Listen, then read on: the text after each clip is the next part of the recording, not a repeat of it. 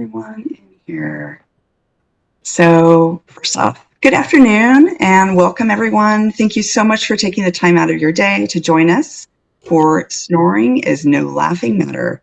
My name is Amanda and I'm the Practice and Growth Outreach Manager for Dr. Kellye Rice. Whether you're here because you snore, have been diagnosed with sleep apnea, struggle with fatigue, TMJ symptoms, or are simply curious about how your airway affects your overall health, we're so glad you're listening. Before we get started, I have a few housekeeping items. As a courtesy to everyone attending today, please keep your microphone muted throughout the presentation until the end when we have time for questions.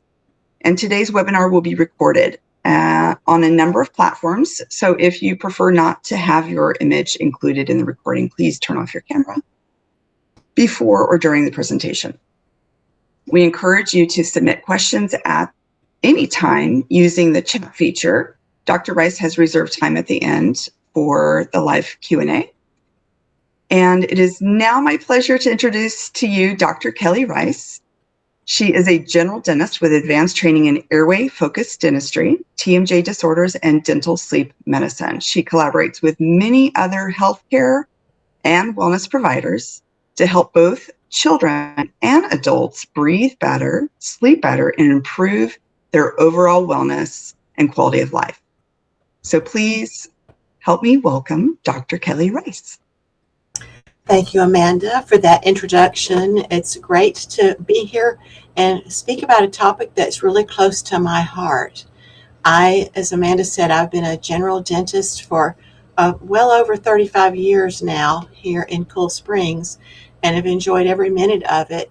But I think that while I still like to fix teeth and do that every day, my passion is to help adults and even children to breathe better during the day and especially at night.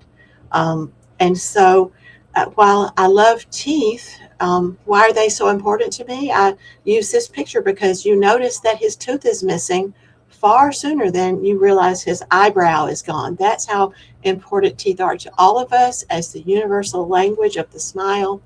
But what I know now is that we may have beautiful teeth that look great on the outside, but what is hiding behind that smile?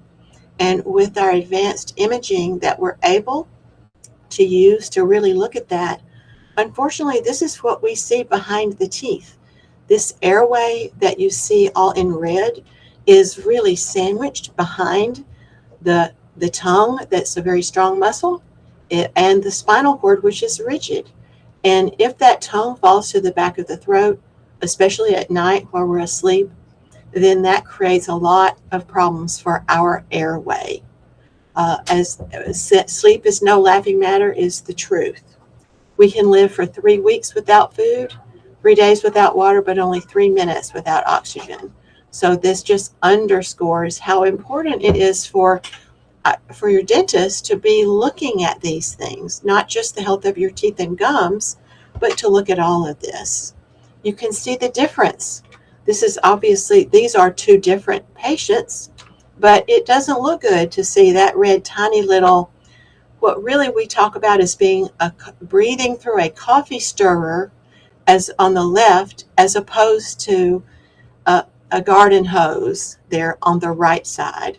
And these are differences that we see in individuals, but also in each case can make a difference by using one of the 3 ways that we treat sleep apnea and snoring here in my office.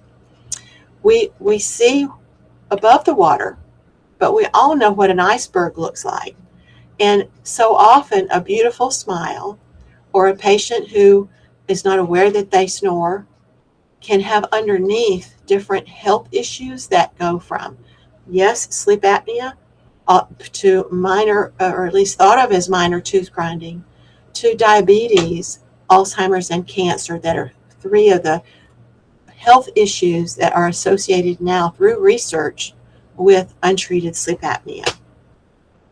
Our 4 pillars of health that we look at, the first one, of course, you think of the dentist and you think of having healthy teeth and no cavities. Nowadays, most people realize that gum disease is a critical thing to be able to keep your teeth, to have healthy gums so that you have all your teeth. But a stable bite and an open and free-flowing airway are both dovetailed into each other. The teeth house the tongue, and the tongue has to stay toward the front, and we don't want it to fall back into that airway. And so all these pillars of health are critical to overall health of the body. There's a silent crisis. We're talking about adults today, but in my world, I cannot avoid talking about what we're seeing in our children, because they will grow up to be sleep apneic adults if we don't address some of the things that they're dealing with. And sometimes you would not associate bedwetting or nightmares or even dark circles under the eyes with anything other than cosmetic, but indeed it's telling us how that human is able to breathe. And so being able to help people across all ages with this is really important. Even in some of our major literature, the science of Alzheimer's cuts through to knowing that if we aren't getting enough stage 3 sleep to clean our brain of the amyloid proteins, then that is leading to this really terrible, I don't know if we should call it an epidemic, but we all are affected by someone who is suffering from Alzheimer's. So here's the statistic. 6 million Americans have been diagnosed with sleep apnea. But guess what? There are still 80% of the people in the world that are not diagnosed. And 30 million people every day are operating a motor vehicle. What we can laugh about this. That's Snoring is no laughing matter is the title of this presentation. But the truth is that none of us want to go, drive with a driver who's sleepy. And it is no laughing matter, because there are people who are literally falling asleep at the wheel while they are driving. In fact, we know that drowsy driving is more dangerous than drunk driving. I think because it's underestimated. We think we're okay. We haven't been drinking, when in fact we are at a point where we don't have our full capacity at times. So here are the 3 ways that I treat snoring and sleep apnea in my practice. First is the medical mouthpiece that only a dentist can make. That is, we call a mandibular advancement device. This, I'll show you a different style in a moment, but this depicts a very basic style that holds the upper and the lower mouthpieces together so that the lower jaw doesn't fall back to the back of the throat. Because as we've said, it's that tongue that's attached to the lower jaw that, if it goes into the back of the throat, will create the problem. On the upper right, you'll see a before and after picture of a night lace patient. Now, this is FDA cleared for snoring, but we also know that mild sleep apneics benefit from this as well. This is we don't have to numb to do this, a non-contact, non-surgical, just shining of the laser light to the back of the throat to shrink that tissue, to help that breathing really during the day and at night. And then we do adult expansion therapy here in the practice. So upper and lower expanders can definitely have a positive impact on the width of the palate and of the cage that the tongue has to live in. And many of our adults who fall into the proper category are benefiting from this therapy. So let's talk about these 3 ways a little bit more closely. As I said a moment ago, this is a picture of probably our most popular oral appliance, because as you can see, it's very small. It's a little hard to see the posts that are on the side right here, but these posts are configured so that they don't allow the lower jaw to fall into the back of the throat.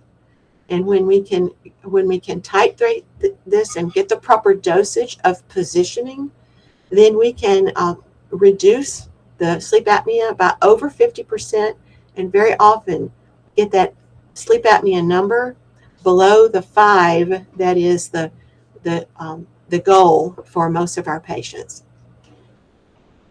The three questions that physicians will ask me, and patients too, are, does it work? Does it hurt? And how much does it cost? So let's talk about, does it work?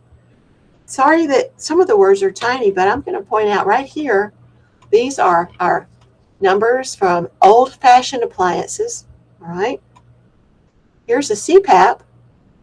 This blue area is an Inspire. Most of us have seen commercials for Inspire now, and they help some people, and they've gotten better at it. But our oral appliance therapy is in the higher range with a 90% at its top level effectiveness for our patients.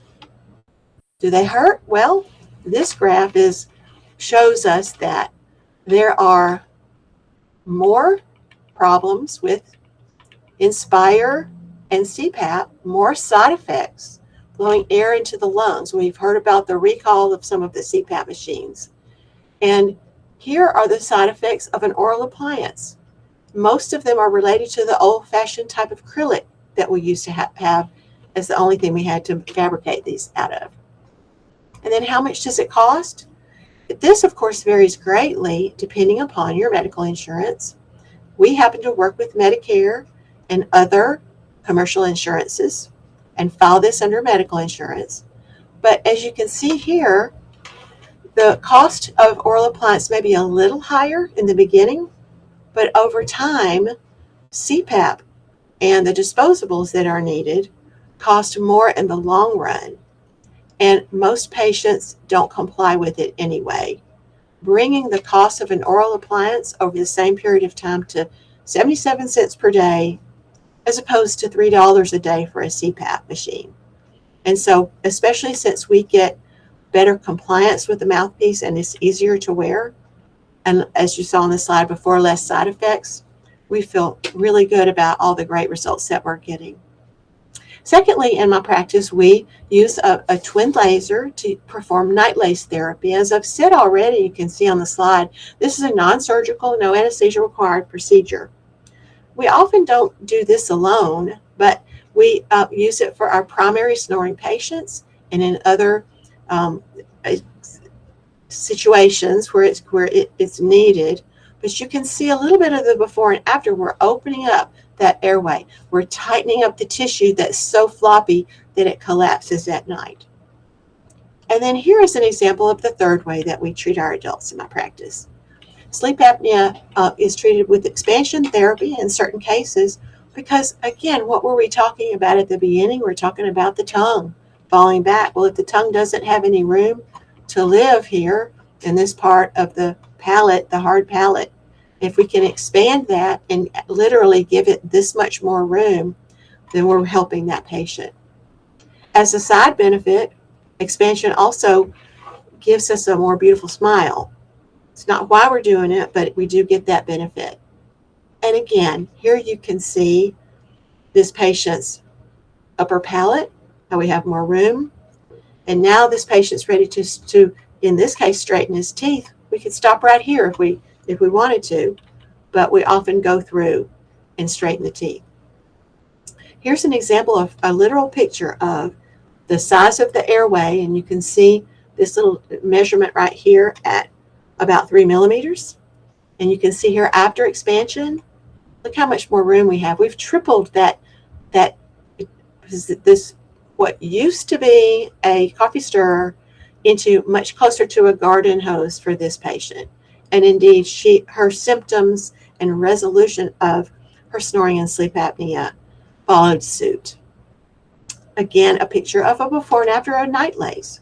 So you can see that there's just more room in that mouth, in that oral cavity, we call it, for the tongue. A nice, beautiful color version on a different patient, showing all the red and this coffee stirrer, and then opposed to its garden hose counterpart in that same patient.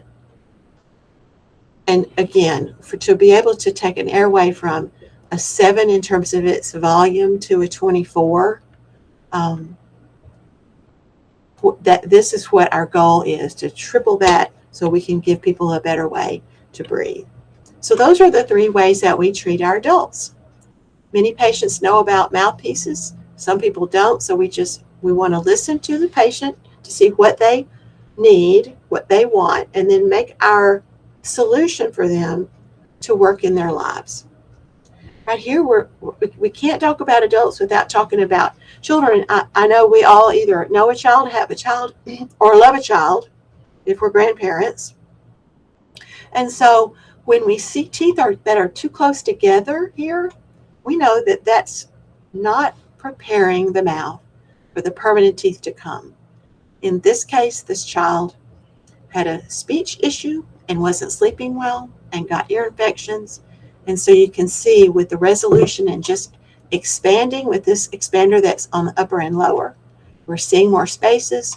We're preparing this mouth for the permanent teeth to come. But he also was easier to understand by his teacher and his mom, and his ear infections got farther and farther apart. Here's another example of a patient who was told, whose mom was told that she'd have to have some of these permanent teeth pulled just to get this working and to get this bite appropriate. And so this patient also had sleep and attention issues. And look what we were able to do. In some cases, we do add expansion brackets to help these kids. And so this is what we're proud to be able to do for our community. I feel that it's our job to get the word out, number one, because I've met too many patients who said, yeah, I had a sleep study and it said this or that, but I'm not going to wear one of those CPAP machines. And not enough people know about oral appliance therapy or what we can do for them in other ways, as you've seen here on this presentation. And believe me, to know that I've helped somebody, even though I love fixing teeth, I really love fixing lives and helping people breathe better and helping a spouse get back in the bedroom or helping to know that we're preventing someone from the lifelong repercussions of untreated sleep apnea. Most people who are passionate about what they do, like me, have a backstory. And this is a little bit of mine. I got a new baby sister in 1969. She's a year old right there. And yet in 2007, she passed away. And after the fact, I realized that even though I didn't learn about how to treat sleep apnea until 2012, her problem was related to untreated sleep apnea. And so while it's so sad to tell that story, it's very much a part of what I do every day when I come into work. How many times have I heard, oh, you're just a dentist? But we have seen our purpose a little differently. And we've learned what we should know about treating sleep apnea so that we can improve the lives of others, not just their teeth, but also their lives. So I'm just really appreciative of everybody jumping on the call with me today. There's my information. This is an old, not an old slide, but it's one where I have my cell number there, and I don't mind a text if I can help somebody that way. But call my office if you have other questions and you're curious about what somebody can do for you to help your sleep apnea and your snoring. So I'll just turn it back over to you, Amanda. Great. So there are some people that are asking some questions in the chat. I'll just go through a few of them here. So one of the questions is, what is the criteria that determines using a MAD versus an expander? It's personal preference. If I have someone who comes in for an MAD that their physician sent them for, but if they tell me, I hate my crooked teeth, and then that is a patient, and as long as, especially if they have a moderate to milder case of sleep apnea, that's a perfect candidate for us to do expansion. Great. And then another question is snoring ever considered normal? So, snoring, even primary snoring, and by that I mean snoring without apnea, while it's rare, it still has a vibrational effect. They found that on the carotid artery, the noise of the snoring can add to some of the buildup in the carotid artery. Um, and so while most of the time, if they're snoring, there's usually some apnea that goes along with it, even if it's mild. That's still a problem. Now, not to mention the fact that it affects other people around us if we snore. So imagine if you don't care if you snore, but your bed partner is tossing and turning all night because they can't sleep. Their sleep architecture is completely uh, messed up, right? And so they're at risk because of your snoring, even though you may just have primary snoring. I'll also add that no child should ever snore. And this is my belief in my gut. How a child going through growth needs to get that stage 3 sleep, 20% at least of it, in order for proper brain development. And so those are my feelings about snoring being abnormal in most cases. Right. Let's see. Stacy's asking, how does this treatment impact the other bones in the face when changing the structure of the mouth and throat? That's an interesting question, Stacy. I like it. Um, so if we expand the upper jaw, we call it the maxilla. Well, the maxilla doesn't just hold the teeth in place. The maxilla is part of the orbit of the eye. And the venous pooling, the dark circles under the eyes, happen because the maxilla is not reached its full potential of growth. We're impacting the orbit of the eye minimally, but more the front there, so we can reduce the venous pooling and therefore reduce some of the dark circles under the eyes. We also see that if we do palatal expansion, we get that midline sutural growth. We don't just get the teeth tipping out. It also affects the lower jaw because the upper jaw is really the criminal in this situation. I suppose we could say the tongue is an aid. It aids and abets it, because if the tongue doesn't function properly, the upper jaw won't grow. And then the upper jaw, not in its full position, will hold the lower jaw back. And that's what creates TMJ problems. So I hope that helped to answer that question, because it's not just the upper jaw, it's attached to all the other 29 bones in the whole skull. Great. All right. Charles has a question. What is the recovery time for the airway expansion surgery? What does it involve? Well, when I hear airway expansion surgery, I think about a MARPE. That is where implants are screwed into the upper jaw, and that's a different thing from what I do. I use removable appliances for expansion.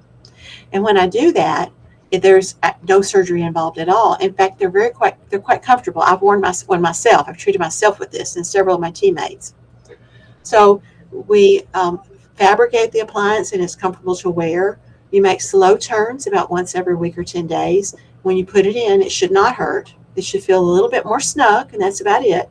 And you want to get plenty of wear time so that this transition takes place over longer periods of time. But what we do here is actually a non-surgical procedure. And yes, there are surgical ways to do that.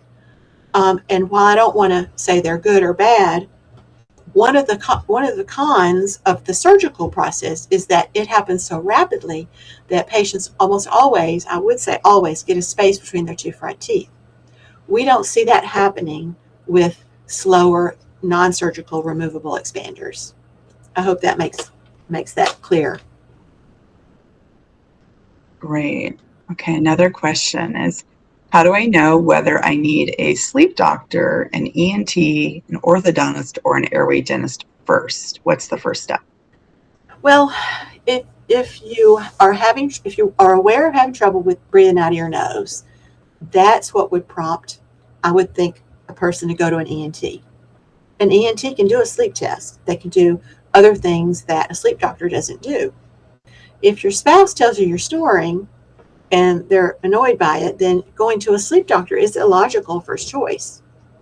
We have patients who come to us first sometimes because they've done research and they found our name and they find out what we do. And so they'll come to us first sometimes, and then we will send them to the appropriate ENT or sleep doctor or pulmonologist or neurologist. There are different, even in the sleep area, a pulmonologist or a neurologist can help our patients.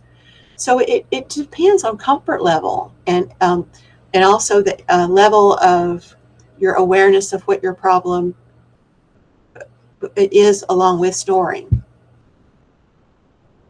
Great. Are there any other questions, either in the chat, or feel free to unmute yourself or raise your hand if you see that little hand signal.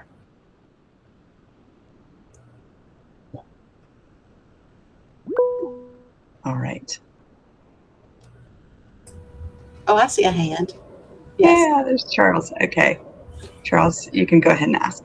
Yeah, I'm going to be having a sleep study toward the end of August. So if it determines that I have some level of sleep apnea, which I'm sure it will, I'd like to set up an appointment to come by and see you guys again. You've seen me a couple times already. So Yes, I know you, Charles. It's so good to have you on this. So, and we'd be happy to do that. One thing that I hope that, did you have any other part of a question to that? no, I'm just saying that like I said, I'll be having a study toward the end of August. So if it confirms what I think relative to me having sleep apnea, I would prefer to talk to you because I really don't want to do a CPAP. I'm like a lot of those people who probably would not be a person who would comply very well. So I understand. And the other thing that you prompt me to think of, Charles, is that I have seen so many patients who have been put on a CPAP who have mild sleep apnea, and I never want to criticize another provider because I don't know what they've specifically talked with the patient about, but the truth is that mild to moderate sleep apnea and even severe, if that individual will not wear a CPAP or has failed CPAP, those are still very good candidates for oral appliance. We've been making oral appliances, I say we, the dental community, for over 30 years. And while I've only started for the past 14, which is plenty of experience to see the good it's doing, uh, oral appliances are not new, but they're just not as widely known or accepted by our medical community. And I love collaborating with my medical colleagues, but that's why we do these webinars, so we can get the word out. So I appreciate your vulnerability there, Charles, and look forward to seeing you. Great. All right. Any other questions? I see one being asked. Can my TMJ pain be related to my airway? Well, the answer is yes. And this is the exact reason why in my practice we take a 3D image of the head, jaws, and sinuses, so that if you come to me first, then we know if you've got blocked sinuses. We also can see the health of your TMJ, which most of the time is muscle because you're grinding your teeth all night in order to open your airway. That is the phenomenon that exists. And so we have some people whose TMJ symptoms will actually go away when we treat their sleep apnea. And the reverse is true if they have mild sleep apnea, but if we see on imaging that they have some damage or positioning to their TMJ, then we can address that first or in combination with what we do for their sleep, and guess what? Expansion is something that helps TMJ problems and it helps sleep apnea. So you can see how we're able to combine our knowledge of all of these structures to really find the best treatment for any given patient. Great. Great. I think that answers a lot. Good. All right. Well, if there are no other questions, we highly encourage you to reach out. You can call us, you can text our office number. That's a great way to communicate, and feel free, if any other questions come up, you can always just let us know. Absolutely. Thanks, everyone, for joining us. Thank you. Take care. Bye-bye. Bye.